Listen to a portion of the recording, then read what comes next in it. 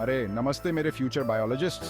कभी आईने में देखकर सोचा है, वाह जिंदा होना कितना मजेदार है ना? पर कभी सोचा है कि ये जिंदगी है क्या? हम पत्थर या रोबोट से अलग कैसे हैं? जवाब है लाइफ प्रोसेसेस। ये कुछ स्पेशल जॉब्स हैं जो हमारे शरीर के अंदर होते रहते हैं और हमें चलाते रहते हैं। सोचो इसे एक बिजी शहर की तरह। यहाँ मजदूर हैं, घर बनाते और ठीक करते, डिलीवरी वाले हैं, चीजें पहुंचाते, और सफाई वाले भी हैं, कूड़ा हटाते। मजेदार है ना? ये लाइफ प्रोसेसेस बहुत जरूरी हैं क्योंकि इनके बिना हम बढ़ नहीं सकते, हिल नहीं सकते, सोच नहीं सकते या जिंदा भी नहीं रह सकते। छोटी सी चींटी से लेकर लंबी सी जिराफ तक हर जिंदा चीज में ये कमाल के प्रोसेसेस होते हैं। मजेदार है ना? तो तैयार हो जाओ क्योंकि अब हम जाने वाले हैं लाइफ प्रोसेसेस की इस अनोखी दुनिया में। उन इंटरेस्टिंग तरीकों को एक्सप्लोर करने के लिए तैयार हो जाओ जो जिंदगी को मुमकिन बनाते हैं। तो दोस्तों अब बात करते हैं सबके फेवरेट लाइफ प्रोसेस के बारे में, खाना। खाना सिर्फ पेट भरने का साधन नहीं है, बल्कि यह हमारे जीवन का एक महत्वपूर्ण हिस्सा है। हम सबको स्वादिष्ट खाना पसंद है, पर क्या आप जानते हैं कि खाना असल में एक और भी मजेदार प्रोसेस का हिस्सा है जिसे न्यूट्रिशन कहते हैं। ये प्रोसेस हमारे शरीर को स्वस्थ और ऊर्जावान बनाए रखने में मदद करता है। न्यूट्रिशन वो तरीका है जिससे जिंदा चीजें जिंदा रहने के लिए जरूरी एनर्जी और चीजें पाती हैं और उनका इस्तेमाल करती हैं। यह एक जटिल प्रक्रिया है जिसमें हमारे शरीर को विभिन्न पोषक तत्वों की आवश्यकता होती है। इसे अपनी कार में तेल डालने जैसा समझो। जैसे कार को चलाने के लिए सही ईंधन की जरूरत होती है, वैसे ही हमारे शरीर को भी सही पोषण की जरूरत होती है। अपनी गाड़ी चलाने के लिए आपको सही तरह का ईंधन चाहिए होता है ना? अगर आप गलत ईंधन डालेंगे तो कार ठीक से नहीं चलेगी। हमारे शरीर के साथ भी ऐसा ही है। हमें सही पोषण की जरूरत होती है ताकि हम स्वस्थ और ऊर्जावान रह सकें। हमें अपना ईंधन हमारे खाने से मिलता है। ये ईंधन हमें दिन भर की गतिविधियों के लिए ऊर्जा प्रदान करता है। ये खाना छोटे छोटे टुकड़ों में टूट जाता है जिसे हमारा शरीर अब्सॉर्ब कर सकता है और एनर्जी के लिए यूज कर सकता है। यह प्रक्रिया हमारे पाचन तंत्र में होती है। यह एनर्जी हमें बढ़ने, हिलने डुलने और वो सब कुछ करने में मदद करती है जो हम करना पसंद करते हैं, चाहे वह खेल हो, पढ़ाई हो या कोई अन्य गतिविधि। लेकिन ये बस कुछ भी खाने के बारे में नहीं है। हमें यह ध्यान रखना चाहिए कि हम क्या खा रहे हैं और कितना खा रहे हैं। जैसे आप अपनी कार के पेट्रोल टैंक में सोडा नहीं डालेंगे, वैसे ही हमें न्यूट्रिशियस चीजें खाने की जरूरत होती है जो हमारे शरीर को सही तरह का ईंधन दें। गलत खाद्य पदार्थ हमारे स्वास्थ्य को नुकसान पहुंचा सकते हैं। फल, सब्जियां, अनाज और प्रोटीन हमारे सेल्स के लिए सुपर पावर्स की तरह होते हैं जो हमें ताकतवर और स्वस्थ रखते हैं। ये खाद्य पदार्थ हमें आवश्यक विटामिन, खनिज और अन्य पोषक तत्व प्रदान करते हैं। तो अगली बार जब आप कुछ खाएं तो याद रखें कि आप सिर्फ अपने टेस्ट बड्स को ही नहीं बल्कि अपने शरीर की उस अद्भुत यात्रा को भी फ्यूल दे रहे हैं जिसे जिंदगी कहते हैं। सही पोषण से ही हम एक स्वस्थ और खुशहाल जीवन जी सकते हैं। बाय कहते हैं। एक गहरी सांस लो और छोड़ दो। अच्छा लगता है ना? हम दिन भर सांस लेते हैं हर दिन, पर क्या आपने कभी सोचा है कि आखिर क्यों?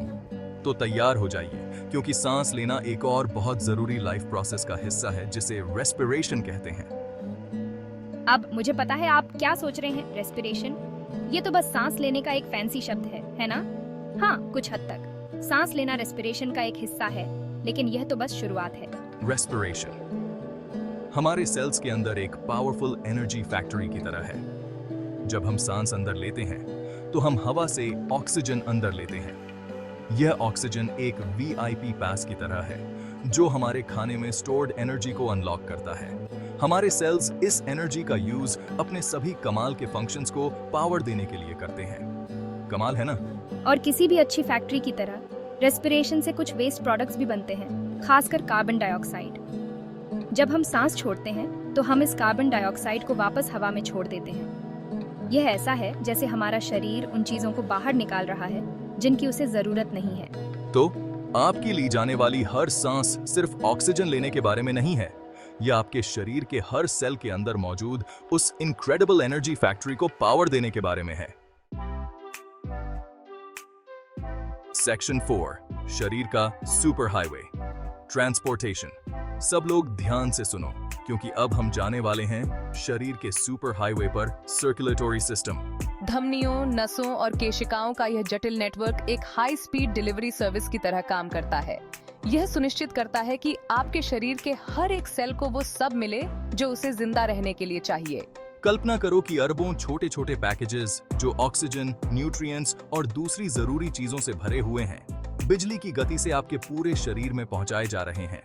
आपका सर्कुलेटरी सिस्टम ठीक यही करता है। इस शो का स्टार है आपका दिल, जो बिना थके पंप करता रहता है और इस इनक्रेडिबल डिलीवरी सिस्टम को 24 घंटे चलाता रहता है।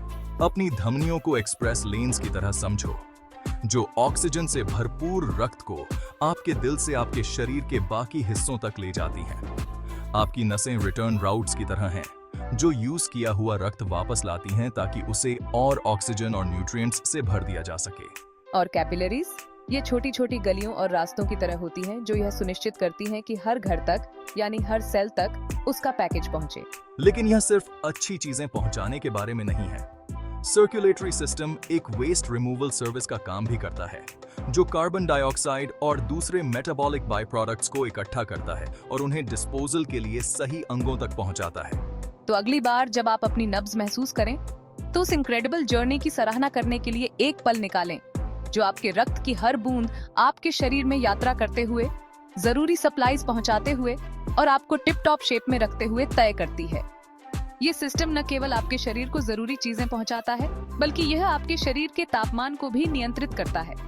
जब आपका शरीर गर्म होता है, तो आपकी रक्त वाहिकाएं फैल जाती हैं, जिससे अधिक गर्मी बाहर निकल सके, और जब ठंड होती है, तो ये संकुचित हो जाती हैं, जिससे गर्मी को बनाए रखा जा सके। इसके अलावा आपका सर्कुलेटरी सिस्टम आपकी इम्यून सिस्टम को भी सपोर्ट करता है।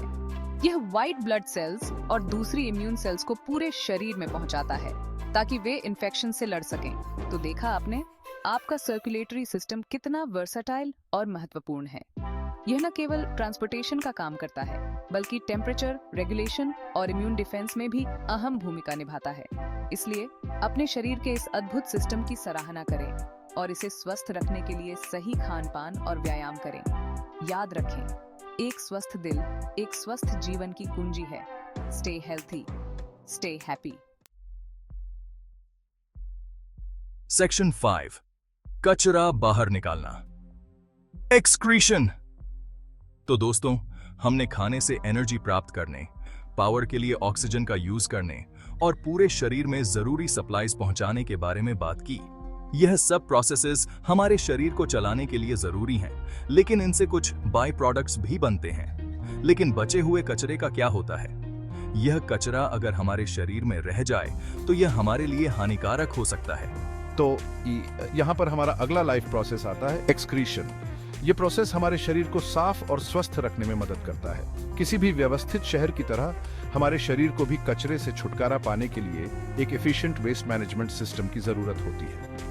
अगर शहर में कचरा इकट्ठा हो जाए तो वह गंदा और अस्वस्थ हो जाएगा। ठीक उसी तरह अगर हमारे शरीर में वेस्ट प्रोडक्ट्स इकट्ठा हो जाएं, तो हम बीमार पड़ सकते हैं। एक्सक्रीशन हमारे शरीर से मेटाबॉलिक वेस्ट प्रोडक्ट्स को निकालने का प्रोसेस है, जो हमारे इंटरनल एनवायरनमेंट को साफ और स्वस्थ रखता है। यह प्रोसेस हमारे शरीर के लिए उतना ही महत्वपूर्ण है जितना कि खाना खाना और सांस लेना। अब जब हम वेस्ट की बात करते हैं, तो हम सिर्फ उस चीज के बारे में बात नहीं कर रहे हैं जिसे हम टॉयलेट में फ्लश करते हैं। हमारे शरीर में कई तरह के वेस्ट प्रोडक्ट्स होते हैं और हर एक को अलग तरीके से बाहर निकाला जाता है। हमारे शरीर कई तरह के वेस्ट प्रोडक्ट्स प्रोड्यूस करते हैं, जिनमें कार्बन डाइऑक्साइड, जिसे हम एक्सहेल करते हैं, अतिरिक्त पानी और नाइट्रोजनस कंपाउंड्स शामिल हैं। ये सभी प्रोडक्ट्स हमारे मेटाबॉलिज्म के बाय प्रोडक्ट्स हैं। और जानते हैं क्या, हमारे पास इस वेस्ट से निपटने के लिए स्पेशलाइज्ड ऑर्गन्स की एक पूरी टीम है। ये ऑर्गन्स मिलकर काम करते हैं ताकि हमारा शरीर साफ और स्वस्थ रह सके। हमारे गुर्दे हाईटेक फिल्ट्रेशन प्लांट्स की तरह हैं, जो हमारे रक्त से अतिरिक्त पानी और हानिकारक पदार्थों को निकालते हैं। यह प्रोसेस बहुत ही एफिशिएंट है और हमारे शरीर को डिटॉक्सिफाई करने में मदद करता है। हमारे फेफड़े कार्बन डाइऑक्साइड को बाहर निकालने के लिए बिना रुके काम करते हैं। ये गैस हमारे शरीर के लिए हानिकारक हो सकती है अगर इसे बाहर न निकाला जाए, और हमारी त्वचा भी इस काम में पीछे नहीं रहती, जो पसीने के माध्यम से अतिरिक्त पानी और नमक को बाहर निकालती है। पसीना न केवल हमारे शरीर को ठंडा रखता है बल्कि यह वेस्ट प्रोडक्ट्स को भी बाहर निकालता है। एक स्टेबल इंटरनल एनवायरनमेंट, जिसे होम्योस्टेसिस भी कहा जाता है, को बनाए रखने के लिए एक्सक्रीशन बहुत जरूरी है।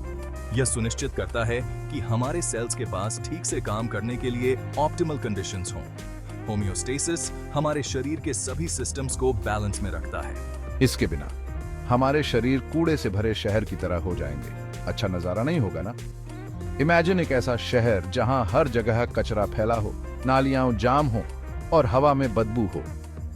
ऐसा ही कुछ हमारे शरीर के साथ भी हो सकता है अगर हम एक्सक्रीशन प्रोसेस को ठीक से न समझें और न अपनाएं।